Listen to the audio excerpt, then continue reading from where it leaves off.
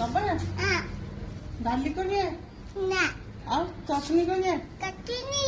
ବୁଢ ଏଠି ଓଟ ନୁହେଁ କୋଉଠି ଅଛି ଏଠି ଓଟ ନୁହେଁ ଏ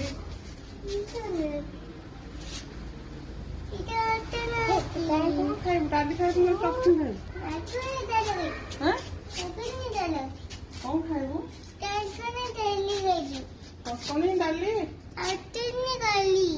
ମିଶେଇକି ଖାଇବୁ ହଁ ଦେଖେ ବର୍ଷା ପାଗରେ କେମିତି ଚଟଣିଟା ବଢିଆ ଲାଗିବ ବୁଟାଇ ନଡିଆ ଚଟଣି ବଢିଆ ଲାଗିବ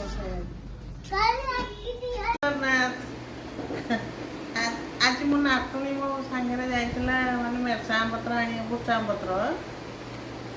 ବାହାରକୁ ଯାଇଥିଲା ସେଠି ସବୁ ପତ୍ର ଆଣିଲୁ ଆଣିଲେ କିରେ ପତ୍ର ମମି କଲା ଏଠି ଖେଚାଡି କଲା ଖେଚାଡି କି କଣ ଏଇଟା ହେଇଛି ଆରେ ଏଇଟା ଭୃଷଙ୍ଗ ପତ୍ର ପଡିକି କଣ ଏଇଟା ହେଇଛି ଜିରା ରାଇସ୍ କରାହେଇଛି ନା ଏଇଟା ହେଲା ଶାଗ ମୁଗ ତାପରେ ଏଇଟା ଗୋଟେ କଣ କରାହେଇଛି କଣ ସେଟା ରାଜମା ଏଇଟା ରାଜମା ତରକାରୀ ଶାଗ ମୁଗ ଜିରା ରାଇସ୍ ରାଜମା ତରକାରୀ ସେଇ ଜିରା ରାଇସ୍ ରେ ଭୃଷଙ୍ଗ ପତ୍ର ପକେଇବାକୁ ଆଇଲା ତୁମେ ଯାଇଥିଲୁ ବାହାରେ ବର୍ଷା ରିପିରିପି ହଉଥିଲା ଦେଖିବା କେମିତି ସବୁ ମାନେ ଲାଗୁଛି ଖାଇବା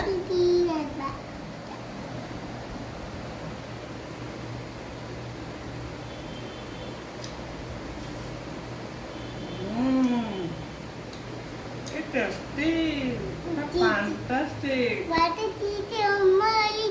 Jeera rice ରାଜମା ତରକାରୀ ଆଉ ଶାଗ ମୁଗ ବର୍ଷା ପାଗ ମାନେ ବେଷ୍ଟ ହେଇଛି।